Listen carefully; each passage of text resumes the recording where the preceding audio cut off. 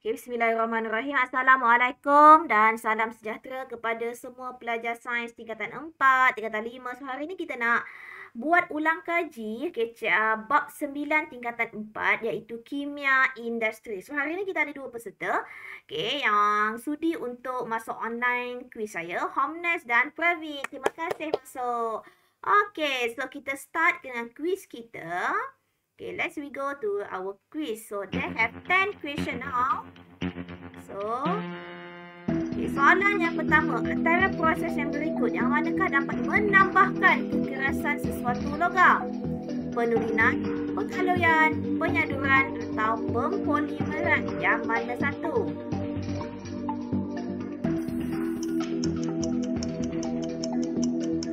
Menambahkan kekerasan sesuatu logam. Kita lihat seorang lagi, Homnes, apa lagi? Okay, good.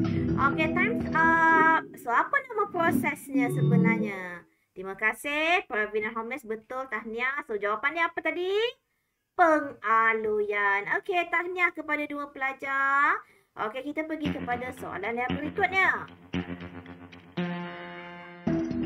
Okey, antara berikut alloy yang manakah sesuai digunakan dalam pembuatan sudu dan garpu? Loyang, duralumin, kupronikel ataupun keludi nikarat. Yang buat sudu dengan garpu dekat rumah tu. Ni buat daripada apa?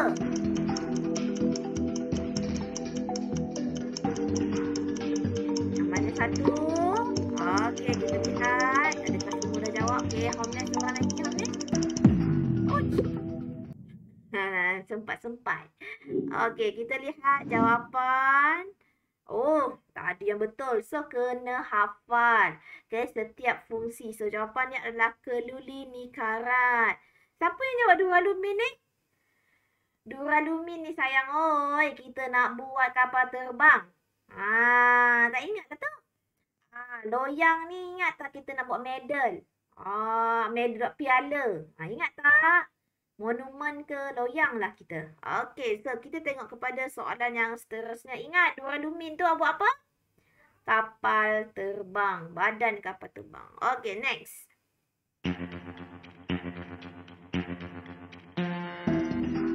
Okay, Amira mendapati cincin emas perkahwinan yang sudah bengkok. Apakah cara untuk menjadikan cincin emasnya bertambah keras? Dia nak tambah lagi keras. So, adakah A, menambahkan lebih banyak emas? B, lebuhkan dan acu semula.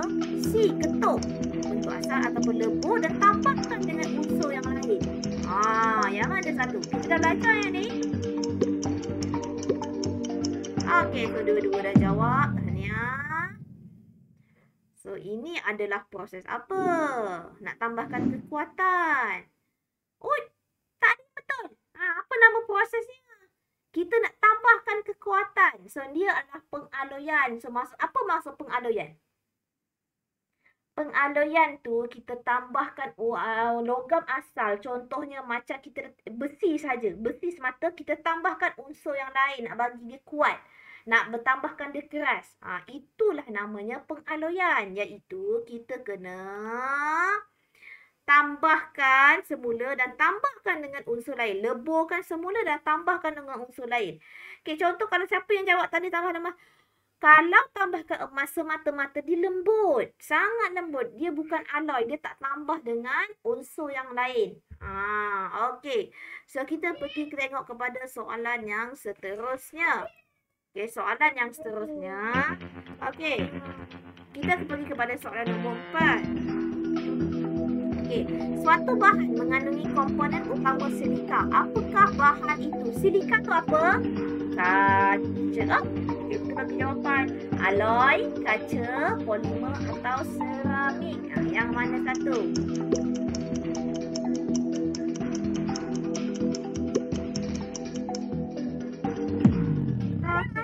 Time's up. Okey, so siapa yang betul? Kita lihat. Tak apa betul lagi. Ayoyo. Mana pula seramik? Kan tadi cikgu cakap kaca. Cikgu dah bagi jawapan dah pun. Nak kena ketuk dua-dua ini, pasangan ini.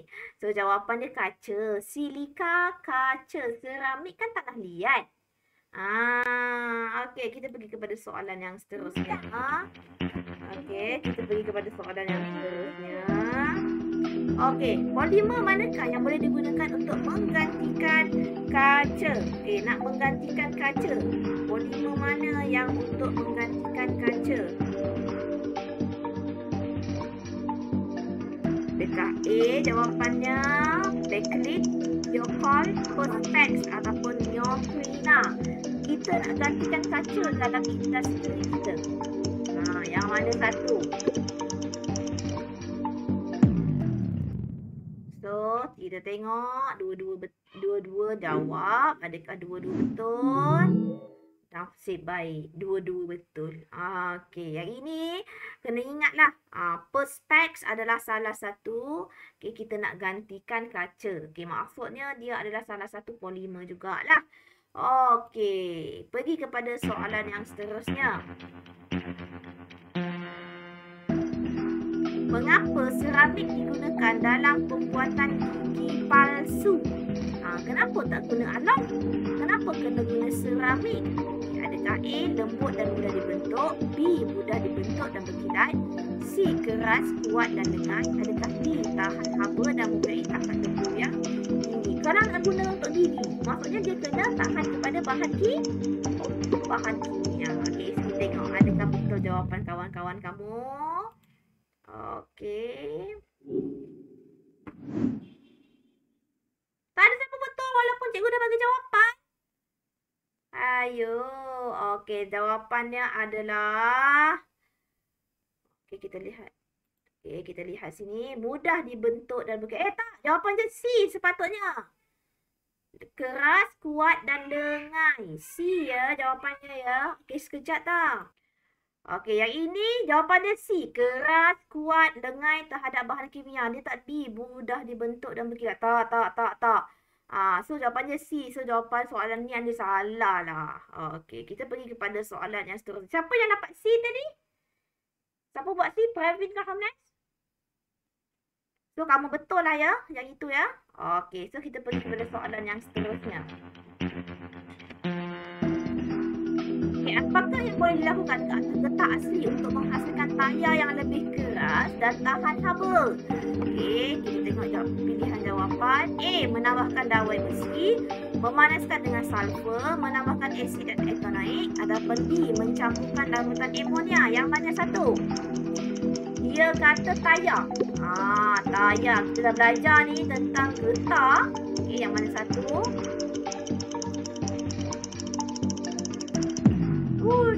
Masa tamat. Okey, so jawapannya adalah... Kita tengok adakah ada yang betul. Pravin betul. Okey, kita lihat apakah jawapan yang sebenarnya. Ya, menambahkan asid untuk menghasilkan tayar lebih. Salah lah. Salah. Ini jawapan dia adalah B. Oi, banyaknya soalan ni salah. Saya tersalah lah letak. Salah, bukan C jawapannya. So, jawapannya memanaskan dengan sulfur. Ini namanya pemvulkanan. So, jawapannya adalah B, bukan C. Bukan C. C ni menambahkan asid ethanoik ni nak jadikan dia beku. Dia kena memanaskan dengan sulfur. Okey, ingat dia nanti cikgu betulkan jawapan. Okey. So, kita pergi kepada soalan yang seterusnya.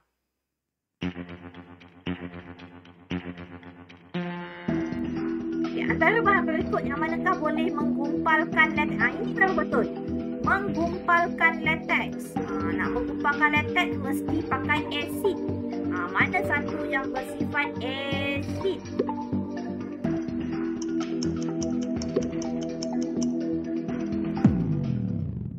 Okey, kita lihat jawapan.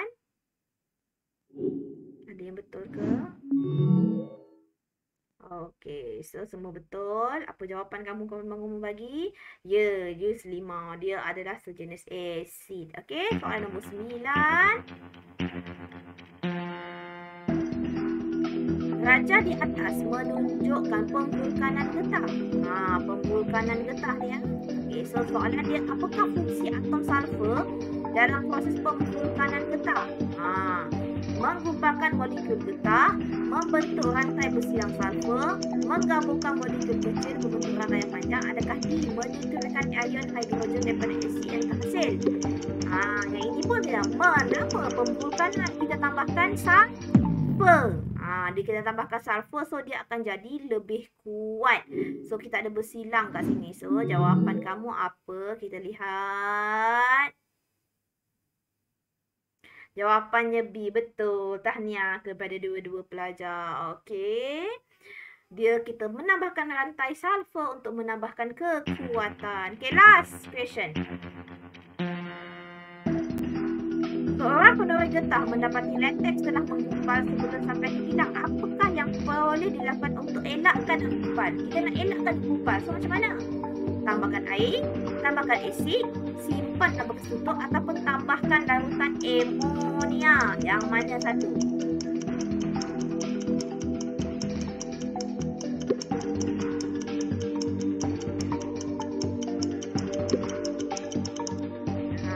Okay, thumbs up. So jawapannya adalah Homnes, betul. Sikit lagi Homnes nak kata Pravin. Menambahkan amonia. Ingat, asid kita nak jadikan dia gumpal, kita nak jadikan dia beku.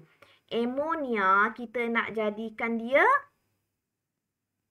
elakkan dia daripada menggumpal. Okay, so jawapan dia adalah D.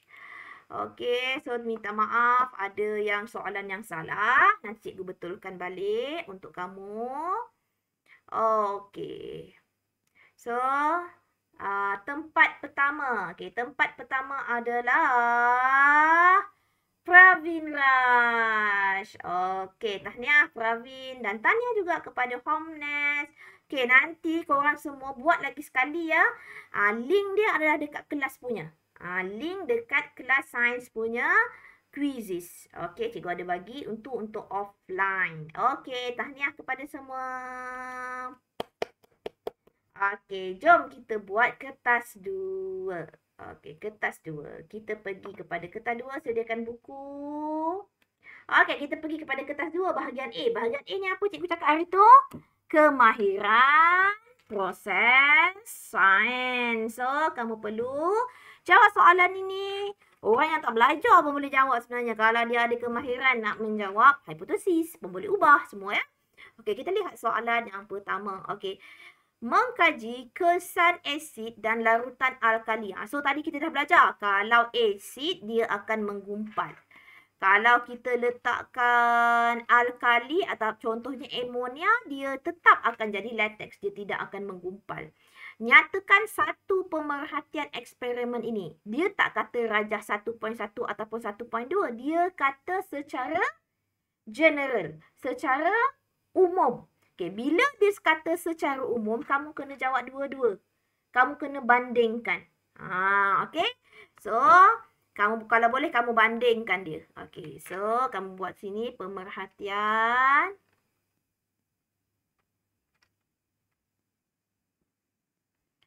Lateks akan menggumpal. Rajah 1. Cikgu, soalan kena tulis ke cikgu? Tak payah. Jawapan sahaja macam biasa. Baik. Jawapan sahaja. Cikgu tak nak susahkan kamu. Okey, nanti kalau nak tengok soalan, kamu buka YouTube cikgu. Okey. Nanti cikgu akan bagi screenshot lah. Okey, lateks akan menggumpal rajah 1.1. Manakala. Kamu nak buat manakala pun boleh sebenarnya. Kamu tak buat pun boleh. Contoh cikgu tak nak buat. Lateks akan membungkal rajah 1.1. Dah, siap. Okey, ataupun kamu nak buat perbandingan. Apa boleh? Contohnya lateks akan membungkal rajah 1 manakala dia tak mention kat sini. Dia tak mention. Dia secara umum. Manakala lateks tidak menggumpal rajah 1.2. Okey, kamu buat perbandingan. Ataupun kamu nak buat satu je. Lateks tidak menggumpal rajah 1.2 pun boleh. Sebab kat sini soalan ni dia secara umum. So, secara umum dia tak bandingkan pun. Okay. So, soalan B. Nyatakan inferen. Inferen tu apa cikgu cakap? Sebab. So kenapa rajah 1/1 dia akan menggumpal? Okay. So, dekat sini kamu katalah. Latex, salin balik, akan menggumpal rajah 1/1 kerana kehadiran asid. Okay, kehadiran asid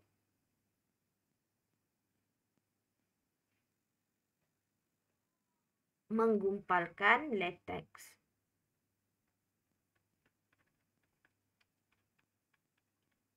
Okey. Dah ya. Okey. Kita bagi masa. Pemboleh ubah dimalakan. C. Apa yang kamu nampak yang sama kedua-dua ni? Apa yang sama? Isi padu? Isi padu? Isi padu cair. Cair itu apa namanya? Latex. Isi padu latex. Isi padu latex. Kena cakap satu. Kalau kamu sebut latex saja salah. Kena cakap dia punya parameter dia. Okey. So, C dah. Isi padu latex. Kamu tu tulis jawapan saja. Contoh macam C. Satu kan? 1 C. Isi padu latex. Okey. Yang ini pula 1 D. 1D ni dia nak minta operasi bagi definasi bagi asid etanaik. Macam mana cikgu ajar hari tu? Salin perkataan yang ditanya. Dia tanya apa? Dia tanya tentang asid etanoik. So, asid etanoik salin. Dan kamu tuliskan perkataan apa? Kemudian, perkataan ialah. Ini wajib. Ialah. So, asid etanoik ni bahan ke proses? Dia saja. Bahan. So, bahan yang menyebabkan. So, apa yang kamu nampak dalam eksperimen ni? Dia menyebabkan apa kepada latex? Latex tu bergumpal ke tidak? Menyebabkan latex menggumpal ataupun bergumpal. Okay. Kemudian dah ada perkataan ialah, dah ada perkataan bahan. Apa satu lagi perkataan yang wajib untuk kamu letakkan? Untuk definisi. Apa? Apabila. Cikgu dah ajar tu. Apabila ni kena. Apabila tu apa maksudnya? Kamu punya kamu punya tindak balas, kamu punya tindakan. Apa yang kamu buat? Apabila dicampurkan dengan apa? Latex. Mestilah. Latex, letakkan asid etanoik, dia akan menggumpal. Ingat ya. Okay, tulislah, catatlah dekat mana-mana. Yang mana definisi secara operasi, salin balik perkataan dia nak. Tuliskan perkataan ialah. Kamu kenal pasti, dia bahan ke proses? Bahan. Kemudian, kamu ambil dia punya RV. Ni, latex menggumpal. Bila letak etanoik, ini adalah RV apa? Ini adalah pemboleh ubah bergerak balas RV nampak. Kamu nampak? Kamu nampak latex itu menggumpal? Ya, kamu nampak latex itu menggumpal. So, dia adalah RV nampak. Iaitu kemudian kamu kena letakkan perkataan apabila. Apabila tu apa? Tindakan. Apa tindakan yang kamu buat? Kamu buat apa? Bila kamu campurkan dengan latex. Okey. Bolehkah Hamnas dan Pravin faham tak nak buat definisi secara operasi? Dah banyak dah ni. Dah 10 bab. Faham sangat, cikgu. Faham sangat. Saya akan bagi ujian lepas ini. Teng, teng, teng. Okey. Okey, E. Encik Kamarul ingin menjual getah ke kilang. Namun, pengilang getah ingin getah tersebut kekal dalam keadaan cecair. Nyatakan cara yang dilakukan Encik Kamarul untuk memenuhi permintaan pengilang tersebut. So, kita kena letakkan apa? Nak elakkan dia menggumpal. Tambahkan apa tadi cikgu cakap? Tambahkan asid ke alkali? Tambahkan asid ke alkali? Acid. Asid. Are you sure? Alkali. Alkali. Contoh alkali kat sini apa nama dia? Amonia. Pandai. So, tambahkan larutan amonia ke dalam latex. Dah, siap dah. Tak payah sampai susah-susah. Ingat apa yang kita belajar hari ni?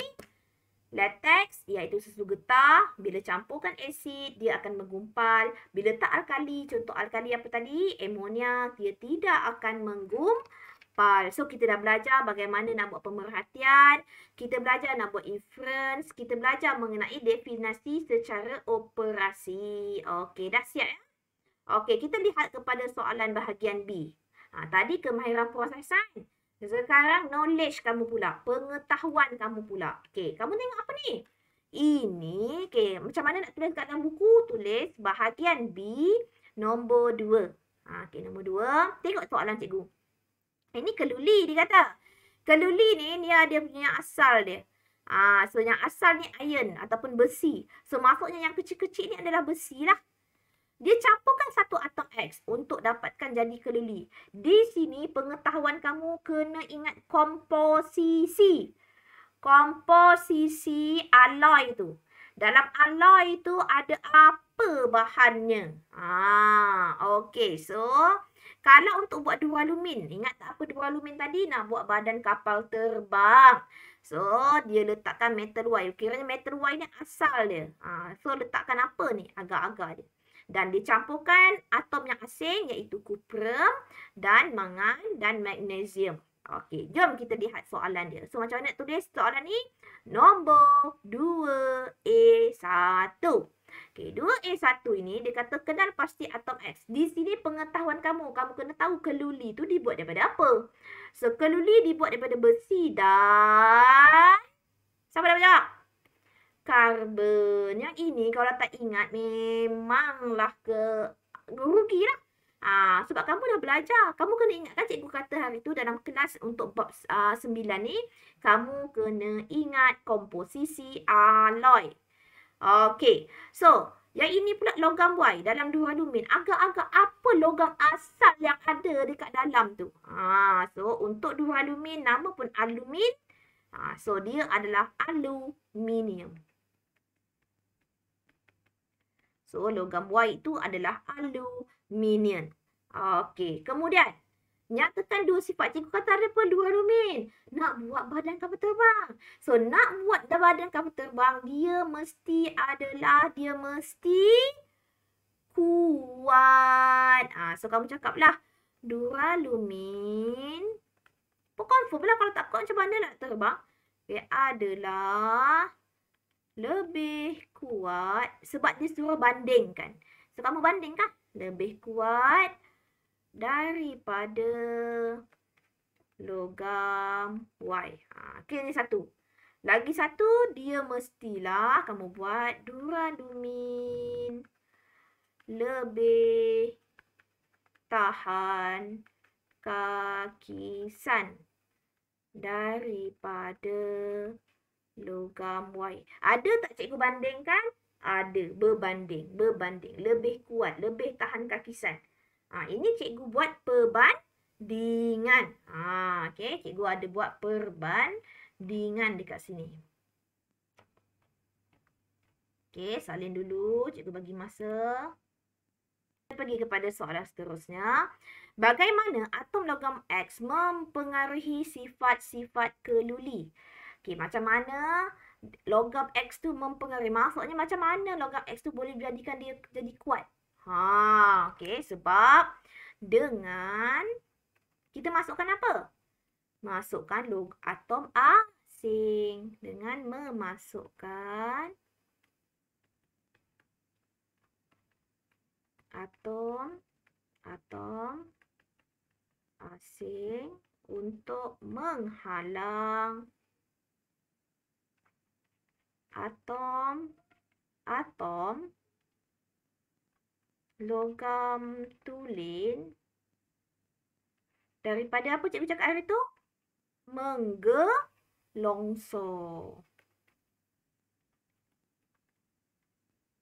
Okey. Daripada menggelongsor. Okey. Pada pendapat anda, soalan dia, adakah sesuai logam kuprum digunakan dalam pembuatan pingat? Sesuai ke?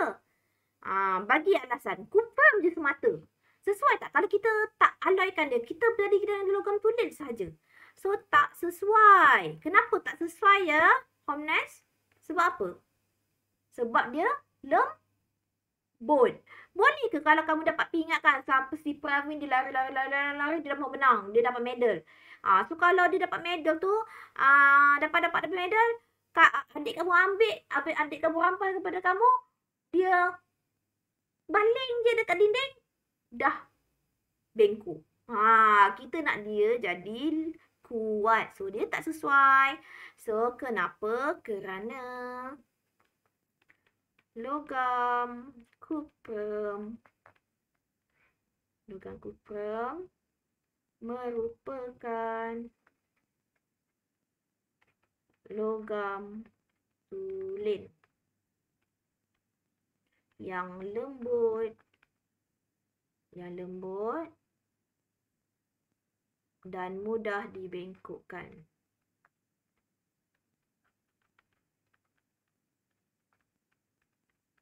Okey.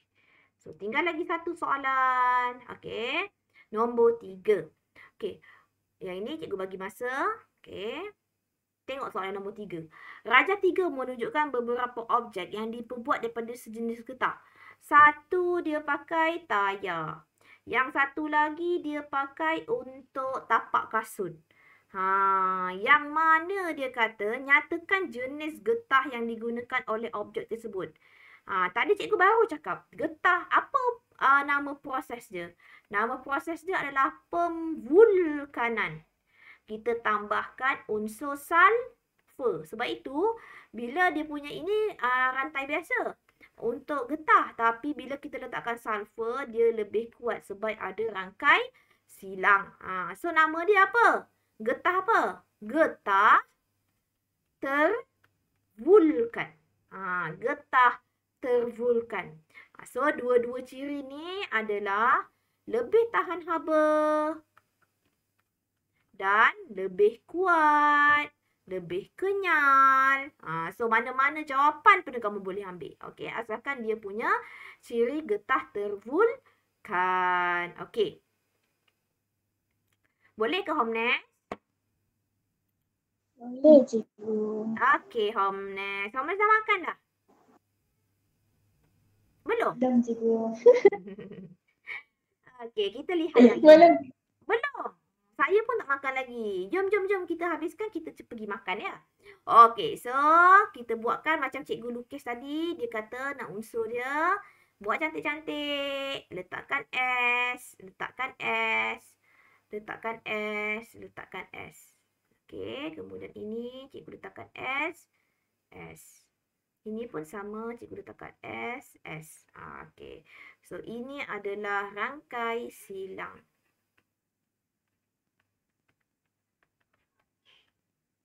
Sulfur.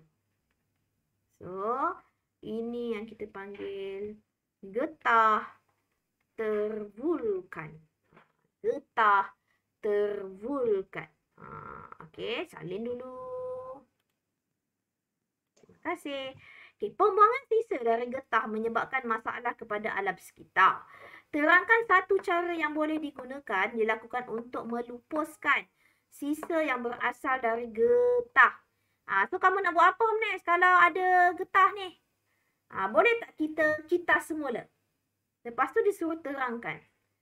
Kita semula. Recycle. So kita kitas semula kerana boleh mengurangkan pencemaran. Okey, boleh mengurangkan pencemaran. Okey, pencemaran. Dia dan juga boleh menjimatkan sumber semula jadi. Okey. Dan boleh menjimatkan sumber semula jadi. Okey, dah siap dah. Kita ada tinggal bahagian esei je lagi. Bahagian esei ni kita kena buat. Okey, nak buat sekarang ke nak buat nanti? Homnes. Kita ada Sekarang juga. kita ada dua lagi soalan untuk yang ini. Yang ini tentang esei pembandingan. Yang ini tentang sama juga. Yang ini nak sesuai mana tidak. Okey, kita buat secara cepat ya. Okey, soalan nombor 4. Dia kata, polimer semula jadi dan polimer getah sintetik mempunyai kegunaan. Kamu tak payah tanya jawab soalan. Buat soal jawapan saja. Contoh bahagian C4A. Okey, terdapat beberapa jenis getah yang digunakan untuk menghasilkan pelbagai jenis produk. Getah tervulkan dihasilkan daripada getah asli. Yang macam tadi, yang kita lukis tadi, bagaimana proses tersebut? Yang tampak tak berapa markah ini? 6 markah. So, nak dapatkan 6 markah, yang pertama lukislah dulu. Lukis. Mula-mula kamu lukiskan untuk produk getah biasa. Getah asli. Lepas tu bila kamu tambahkan sulfur, kamu akan jadi apa? So, dia akan jadi benda yang macam ini. Tapi di sekeliling ni ada sulfur. Macam tadi. Lukis lagi sekali. Tapi jangan lupa label pula. Dah buat-buat tapi tak label. Itu payah. Itu tak dapat markah nanti. So, ini adalah rangkai silang. Yang ini, yang kamu lukis ni, baru dapat 2 markah. So, ini adalah rantai polimer getah asli. So, ini barulah getah tervulkan. Getah tervulkan. Dia nak 6 markah. Dia kata pula, dah siap ini, dia kata bagaimana? Apa nama proses dia? Kamu namakan proses dia apa? Proses pemvulkanan. Dah dapat markah yang ketiga. So, markah ketiga, markah keempat, kamu terangkanlah tentang pemvulkanan ni macam mana? Pemanasan getah asli bersama sulfur. Okey. Ini baru dapat 4 markah. Lagi 2 markah. Lagi 2 markah kamu nyatakan dia punya sifat. Okey, sifat dia apa? Tu kamu cakap menjadikan lebih tahan haba. Dan satu lagi menjadikan lebih kenyal. Nampak tak? 6 markah. Okey, tengok mana 6 markah. Okay, sambil-sambil kamu salin tu, cikgu nak tunjukkan mana 6 markah yang kamu dapat. Maka 6 markah yang kamu dapat ini, kamu lukis dan kamu ada dia punya label. So, ini dah 1 markah. So, ini pun dapat 1 markah lukis. Kemudian kamu namakan nama proses. 3. Macam mana proses? 4. Apa sifat dia? 1, 1. 4 tambah 2, 6. Dapatlah kamu 6 markah bab ini. Bukan senang nak dapat markah. Sebab itu kena tengok betul-betul macam mana nak jawab. Okey, kita pergi kepada soalan yang ini. Soalan yang ini dia bagi problem. Masalah. Ataupun pemilihan. Razi merupakan pengusaha sebuah kilang kereta tayar. Okay, jenis getah. Okay, yang sesuai membuat tayar kenderaan. Okay, so dia ada getah asli dan getah tervulkan. Okay, yang pertama.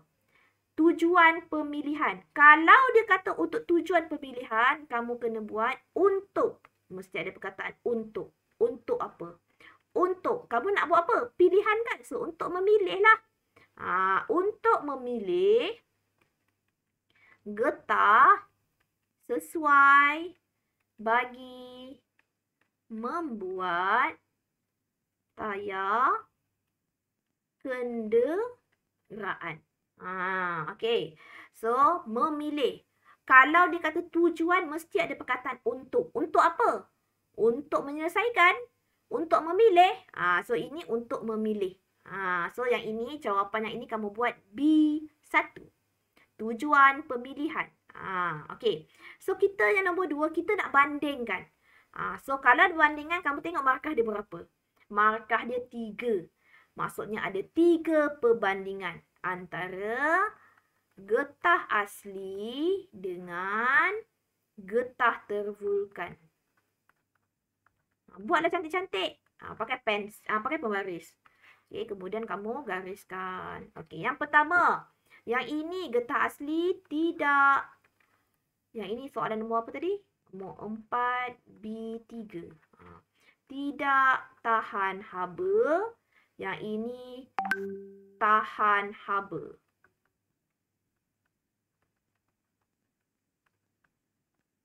So, ini banding 1 baru dapat 1 markah. Ini baru 1 markah. Dia nak 3 markah. So, nak dapatkan 3, kamu kena ada tambah lagi 2. So, yang ini lembut. Yang ini keras. So, yang ini kenyal. Yang ini lebih kenyal. Okey, dah siap. Dah siap. Senang je kan? Dapat 3 markah. Sebab tu cikgu kata esei ni senang. Jangan tinggalkan. Kamu tinggal, itulah kamu akan kurang markah. Okey, senaraikan jenis getah mengikut keutamaan.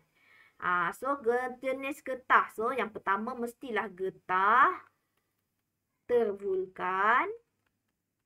Okey, kemudian baru nombor 1. Nombor 2 mestilah barulah getah asli. So, kamu senaraikan ikut kepada keutamaan. Keutamaan tu maksudnya yang paling bagus mana? Confirmlah getah tervulkan. Oleh, pilih getah yang sesuai untuk penjelasan kamu. So, kamu pastilah pilih getah tervulkan.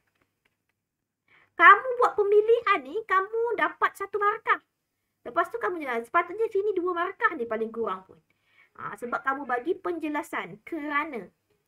Kerana dia, kamu bagi dia punya yang kamu dah listkan dalam ciri getah tervulkan. Salin je. Salin saja. Kerana lebih tahan haba, lebih keras dan lebih kenyal. Nampak tak? Cikgu salin je yang atas ni punya.